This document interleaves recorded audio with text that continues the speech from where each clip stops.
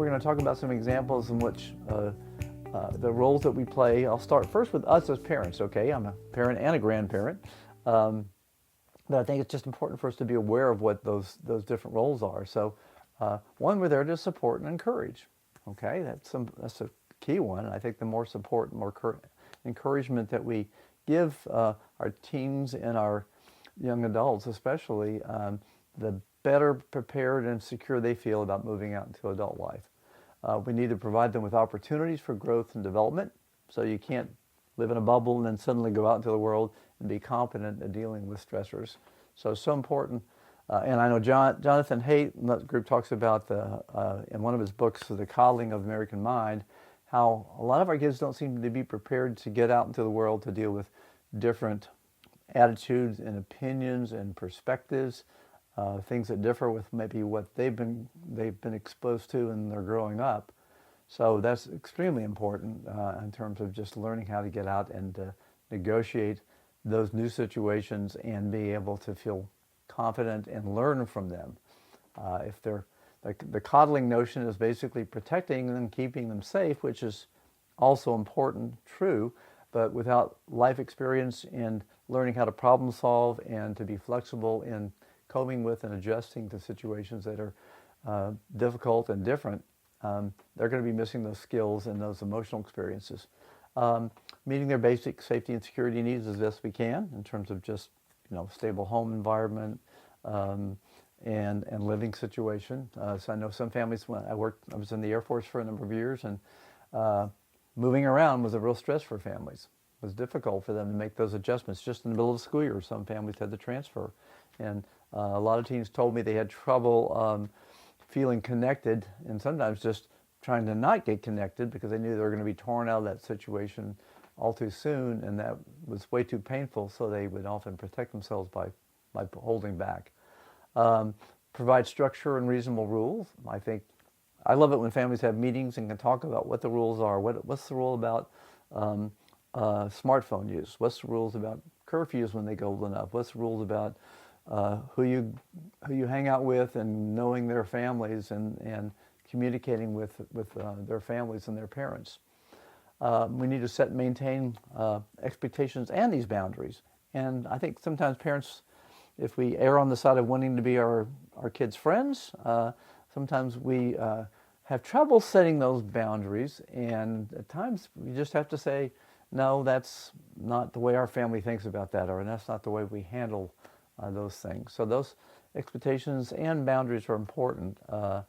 And I think young people need to experience those and have them set for them and follow them. Giving your teen clear areas of responsibility as a member of the family. So much is done for us nowadays, and kids are so involved in so many activities and sports and teams and clubs and drama and all kinds of things that they're running back and forth between these different activities. But I worry sometimes that they aren't given responsibilities around the house, responsibilities with caring for the lawn, the yard, taking out the garbage, doing laundry and things like that. I remember my mother took me to the basement and gave me a can of spray starch and a water bottle and an iron and showed me how to iron. And believe it or not, I have a fun story I like to tell, but I became really good at ironing. And when I was in college, I had my ironing board with me, and I get some guys in the dorm would say, I got a date tonight and I don't have a decent shirt to wear. Could you iron my shirt? So $1.25 a shirt. That was a lot of money in my time. So that responsibility, it really kind of gave me another skill and a source of income in college. Also holding your teens accountable for their decisions and actions. Sometimes we as adults and parents can be pushovers and just say, well, just don't do that again, or all right, don't worry about that. And we give a mild admonishment. Some situations call for a much more stringent kind of response in terms of just holding them accountable. And that's an important skill. We all know that in adulthood, being your integrity and your trustworthiness, those are important life skills that are going to really stand by you in adulthood. If we don't learn those during our early years, when do we learn them?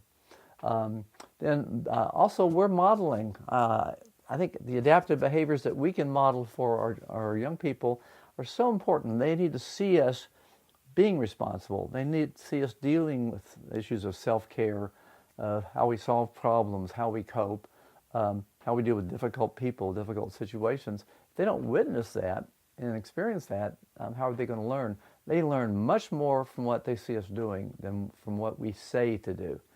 I know an old saying sometimes was, well, don't do what I say, not what I do. I think, for example, in families where there was smoking, for example, if a parent was a smoker and says, well, you should never do it, it's bad for your health, much higher incidence of those young people smoking when they get away from home than if the parent, in fact, modeled discontinuing smoking and shown how the health benefits of that. Also reinforcing these independent behaviors on the part of our team. Praise them, give them that, show some confidence in what they can do on their own, not doing everything for them. Again, within reason, depending on their medical situation or other factors. But the more independent they can become, the more adaptable, more resilient they're going to be when they get out into the larger world. And another one we're talking about more is demonstrating effective communication skills, learning how we can communicate with each other, how we can be clear in our problem solving, clear in voicing our expectations and our emotions, especially showing how we handle difficult emotional situations can be extremely important. And then lastly, promoting those family values. And we'll talk about that a little bit more, but every family has their own set of values and boundaries and perspectives on things that are important for the family to communicate. A lot of times adolescent years and adult years are spent kind of trying to defy those or to rebel against those, show some opposition. That's usually temporary, and for the most part, most young people, especially when they get into their mid-20s or so, really value having a family where those values were expressed and demonstrated.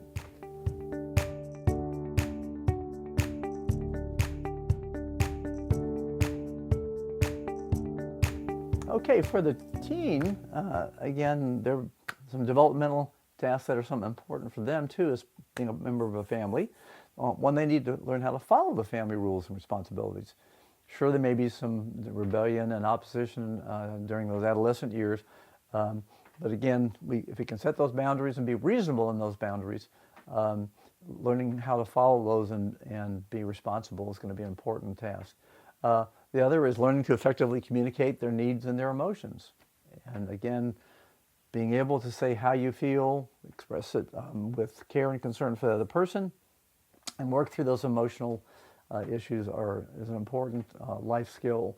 A big part of what we call social intelligence, understanding our emotions and being able to regulate them. The number one developmental task. Gaining independence and managing their health needs for exercise, for doing treatments, for medications, diets, balancing their sleep.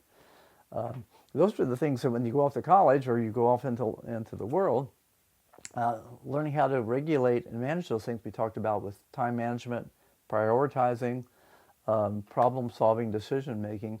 Those are extremely important independent skills. So they're going to be learning those within the family and within those early years. Those are important things for hopefully them carrying out into the larger world when they get away from home and being able to set those boundaries themselves. Maintaining balanced involvement in activities outside the home, so while still at home.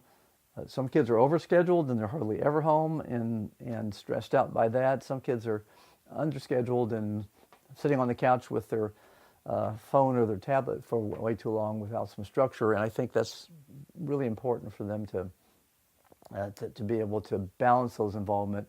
I think especially nowadays, that involvement with other young people, other adults in activities.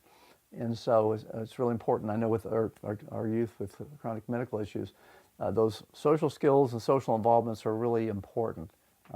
Having a reasonable schedule and sticking to it.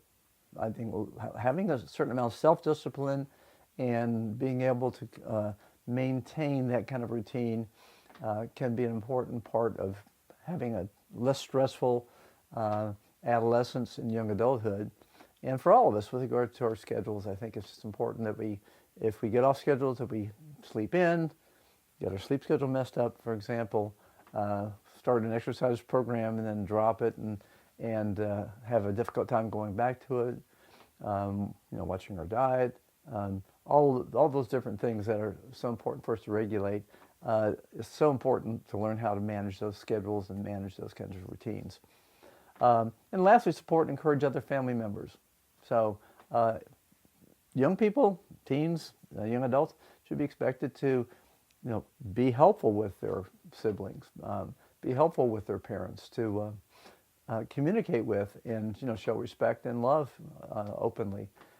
So these are important developmental tasks for the teens to maintain as a part of becoming more resilient.